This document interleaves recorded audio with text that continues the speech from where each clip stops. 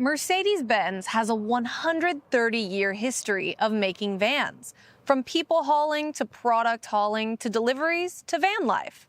Now, for the first time, Mercedes' flagship modern work van, the Sprinter, has a fully electric option. Welcome to the future. This is the 2024 Mercedes-Benz eSprinter, and I'm Alanis King with Inside EVs.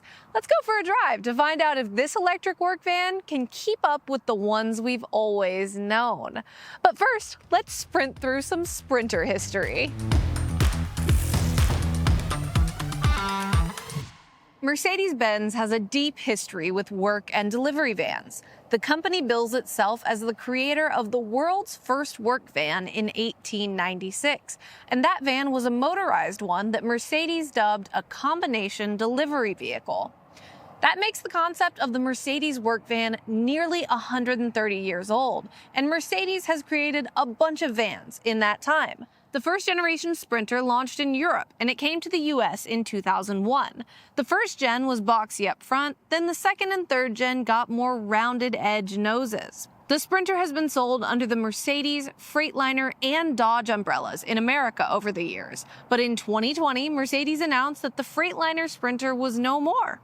It would exclusively be a Mercedes now. This has a Mercedes badge up front, but it is not a regular Sprinter. It's an eSprinter, which is new in the history of the world and the history of Mercedes-Benz vans. Mercedes announced plans to have an electric Sprinter in 2020 and said it could be configured in all kinds of ways, as a van or a flatbed truck or an ambulance or anything else you needed. And the van came to America for the 2024 model year. Mercedes announced in February 2024 that the eSprinter would be available in the US, starting at $71,866 American dollars. This model is a 2024, but the 2025 eSprinter is currently listed online as starting at $61,250, compared to the regular Sprinter's starting price of $50,900. Both of those prices are for the cargo van, which has 2 seats up front and a blank slate of cargo space in the back. You also get a couple of secret compartments for that price. The first one you might confuse with a charging door because it's right here, but there's no charger in here. I don't really know what you would put in there, but I guess you can show it to people. The next is right here, and I'm not sure, again, what you would put right here, but you can stick your hand in it.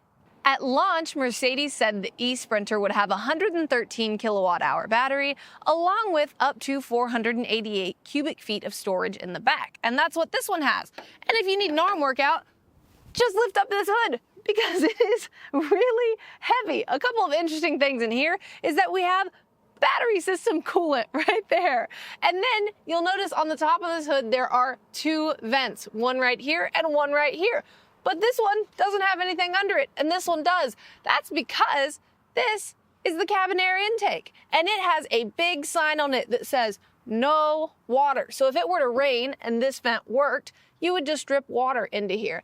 So we have the working vent right here that goes all the way down and prevents water from getting in right there. And you might be wondering, Alanis, where do I put the charger on this thing? The answer is the Mercedes logo in the front. Mercedes says the eSprinter with the 113 kilowatt-hour battery can charge from 10 to 80% in just over 40 minutes. There's a standard output version and a high output version, with the standard version offering 134 horsepower and the high one offering 201. Both versions come with 295 pound-feet of torque, and all that power goes to the rear wheels only.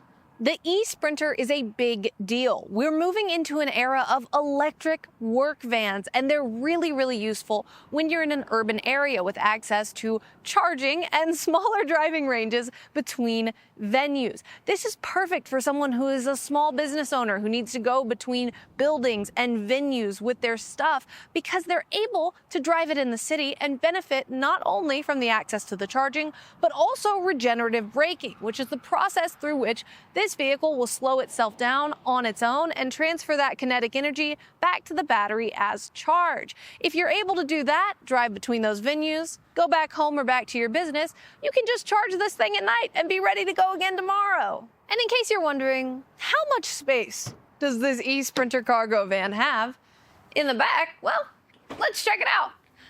You might notice that there's a giant wooden crate back here. And when I first got back here, I thought, what even is that? Is there anything alive in there? Did someone forget it in there? Do I need to call someone? We unhooked everything and pulled all this off and opened it. And this is a crate of rocks. And just some logical deductive reasoning led us to believe that there's nothing back here. And Mercedes probably wants this to handle like there's something back here because it probably drives better when you have weight back here. So we just got a whole crate of rocks. Beyond that, there's a ton more space. And if there happens to be a big box of rocks blocking your way to the back doors, you can just use the sliding door on the side. Charging the eSprinter is just like charging every other electric car. You find a fast charger with a CCS plug, you plug it in, and you're good to go. The problem I have with all of these electric car chargers is that I use Electrify America and ChargePoint all the time, and they want you to pay using an app on your phone instead of a credit card. You can't just go up there and tap the credit card. It tells you it's invalid. And I find so much wrong with this because of the fact that what if my phone is dead? What if I dropped my phone? What if someone stole my phone? What if I don't have a smartphone? There are so many situations in which you can get stranded with these fast chargers because you don't have access to a phone. And I find that really wrong. Let's walk through some real-world usage data with chargers and this eSprinter. So, last week I took this eSprinter on a road trip and I charged it from 7% to 98% at an Electrify America charger. It cost me $64 to do that, to go from 7 to 98%. And then I drove home. It was 89 miles to get home. And when I got home, I had 46% and 83 miles of estimated range left. That means I got 172 miles on that drive. It was a highway drive, which means I could not benefit from regenerative braking and thus getting some charge back into the battery.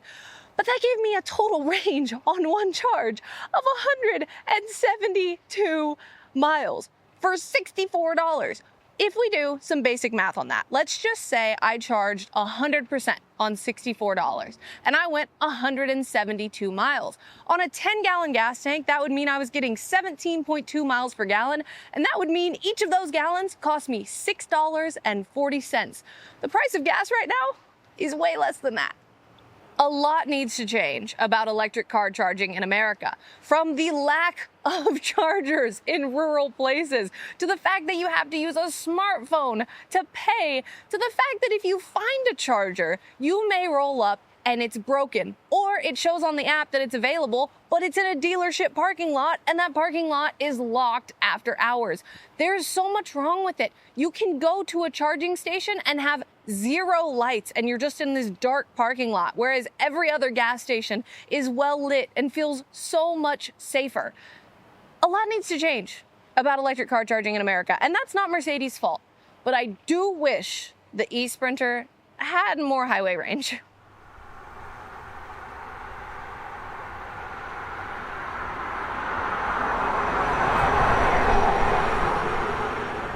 It's time to drive the Mercedes-Benz eSprinter. And the first thing I thought when this thing arrived was, oh my goodness, this vehicle is so much bigger than I thought it was going to be. And that is evidenced by the fact that I have a digital rearview mirror right here. And the camera is so high up that there is a car behind me and I cannot see that car. The car is below the range of vision on the camera because this car is so big. But before we talk about driving impressions, let's talk about the interior real quick. This is a very bare bones interior. There is not a lot going on in here. There's a lot of dull plastic, very utilitarian looking. The only thing that I would say looks very modern and extravagant is the screens, because Mercedes-Benz loves screens. So you have this very dull, normal, utilitarian dashboard, and then you have a big shiny screen in the middle. And it's a little jarring, but at least the screen has a wireless Apple CarPlay. I love that about it. You also have a ton of headroom in here. There's room for like another person to just sit right here and still not touch the ceiling of this vehicle because it is so big in here. I was talking earlier about how there was a car behind me at a stoplight and I could not see them in this digital rearview mirror. And you might go, Alanis, why don't you just use a normal rearview mirror? The answer is there's a wall behind me. I have no physical eye access to what's directly behind me because I don't have a window that goes through here. Now, a lot of people buy a Sprinter and they will just knock this wall out, or they'll pay a conversion company to knock this wall out. And then maybe you'd be able to see back there. And you can flip this to a normal mirror if you want to, but as it is, I cannot use a normal rear view mirror. I have to use the camera and I can't see anything. So if I really need to know if someone's behind me, I can use the smaller, lower down trailer hitch style camera that's below it, and I can see if someone's back there on my infotainment screen.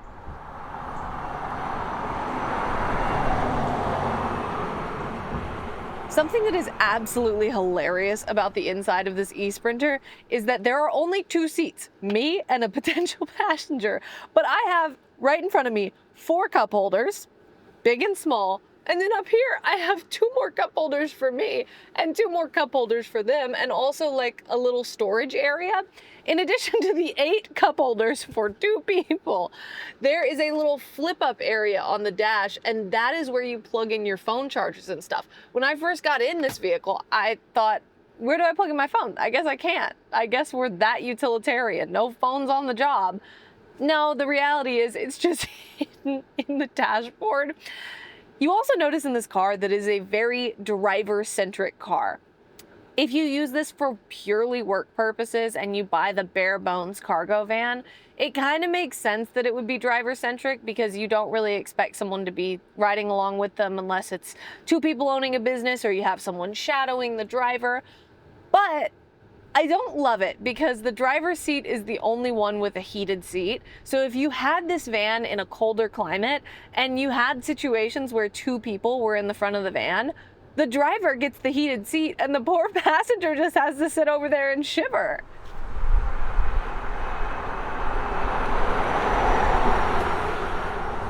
Two more funny things to note about the interior of this car. There is storage that is even above the visors. So if you needed to put like important documents, order numbers, things like that, just stuff you have printed out, if you need to have easy access to it, you can just put it above the visor. But when you pull the visor down, it has no mirror on it. I guess that's why we still have a normal mirror in the digital rearview mirror display. Is if you need to look at yourself, you gotta use that rearview mirror, not the visors. Now let's go through some actual driving impressions on the Sprinter. I just tried to look over my shoulder. I can't do that. First is acceleration. Foot to the floor. It's not super fast.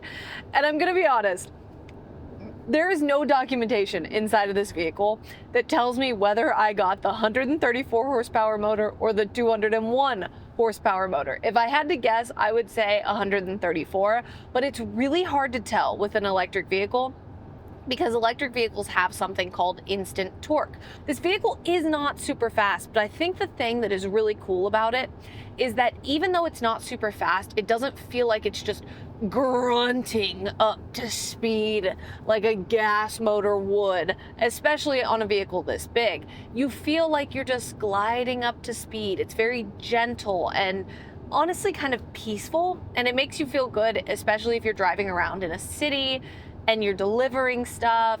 It would be a very enjoyable driving experience to me to have this vehicle with this kind of acceleration. This vehicle has 3 different driving modes. The first is comfort. Mercedes says comfort will give you the perfect complement, or the good complement, the most powerful complement of torque and available power. So when you're in comfort mode, you go as fast as the vehicle can. Then you can go into eco mode, which limits your power. And then you can go into max range mode, which not only limits your power, it also limits your climate control. So you're basically, it's kind of like when you put a limit on apps on your iPhone, when your phone tells you, you've used up your amount of time on Instagram for the day. Would you like to continue? That's kind of what max range is in here. You can turn off the climate control yourself if you want to, or you can just have the car do it for you in a certain mode that you can override at any possible moment.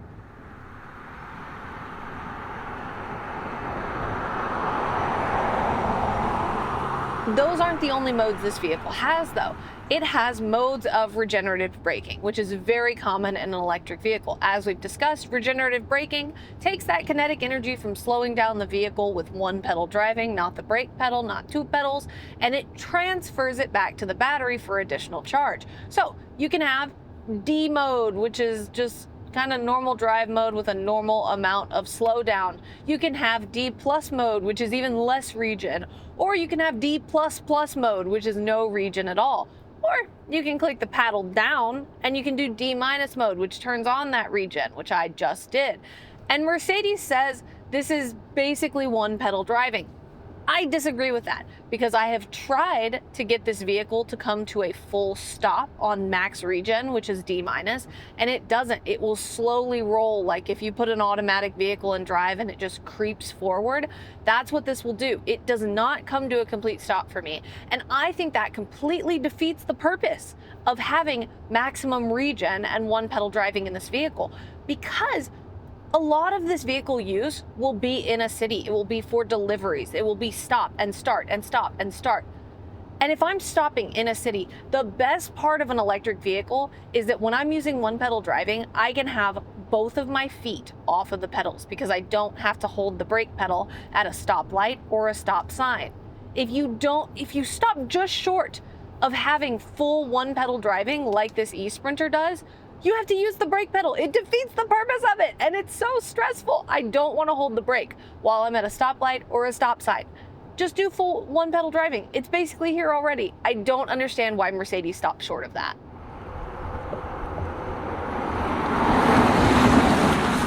Something else I don't love about this vehicle is that it doesn't have modern lane assist and adaptive cruise control technology that you can pair together for assisted driving, especially when you're on the highway. And I understand that you'll mostly be using the eSprinter in cities, in urban areas where you wouldn't use that technology. But if you do have to take it somewhere that involves highway driving, it's really disappointing to be driving this vehicle and just not have any kind of assistance. It's unfortunate. Everything else driving feel-wise is totally fine. Obviously, it's a really big vehicle, so if there's wind or anything like that, you're swaying a little, you're affected by it. But it's a pretty peaceful driving experience. There's quite a bit of wind noise on the highway, and one thing I don't love is this wall back here keeps you from reclining this seat at all. So it's kind of like being in an airline seat. You are straight up with your back fully like a board. It's not the best for long distances, and if you just had a little bit of lean, it would be much, much better. But overall, I get what this vehicle is for, and it makes so much sense in the context of modern times, and I think it'll be really great for a lot of people and businesses.